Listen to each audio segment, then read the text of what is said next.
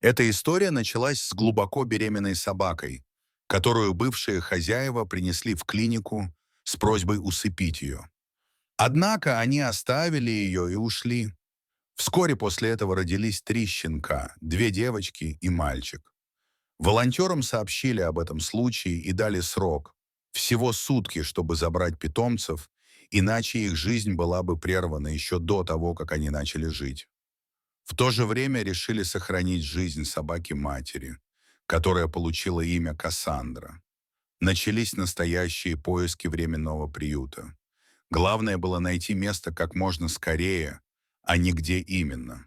Вскоре был найден подходящий временный приют, и питомцы были перевезены туда. Кассандра, мама-собака, оказалась очень умной. Она понимала, что они живут в гостях, и старалась не доставлять временным хозяевам лишних хлопот.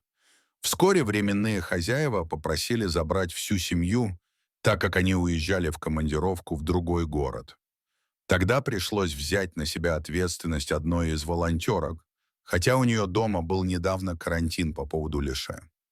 Щенят разместили в отдельной комнате. Постепенно, когда щенята подросли и научились самостоятельно есть и ходить в лоток, щенятам стали подыскивать новые дома. Первой нашла себе новую семью девочка с недовольной мордочкой. Немного позже мальчик тоже нашел свой новый дом. Остались только Кнопочка и мама-собака. Собачку Кассандру стерилизовали и начали искать для нее новую семью. Но прошло довольно много времени. Около 8 месяцев, и кандидатов было не так много.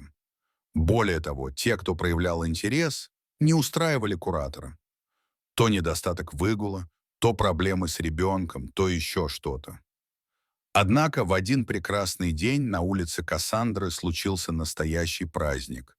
Ей удалось найти новую семью, готовую принять ее в свой дом. Она переехала туда и стала частью этой замечательной семьи. Осталась только одна собачка по имени Кнопочка. И за этот период семья волонтера сильно привязалась к ней. Они приняли решение оставить ее у себя, чтобы она стала пятой хвостатой членом семьи. Таким образом, вся семья питомцев, включая маму-собаку, обрели свои новые любящие дома. Их история стала примером того, как люди смогли спасти этих беззащитных созданий и дать им шанс на новую жизнь. Благодаря волонтерам и заботливым людям эти щенята получили возможность расти и радовать своих новых владельцев своими игривыми прыжками и лайками. Если вам понравился этот ролик, то ставьте лайк и подписывайтесь на наш канал. До свидания.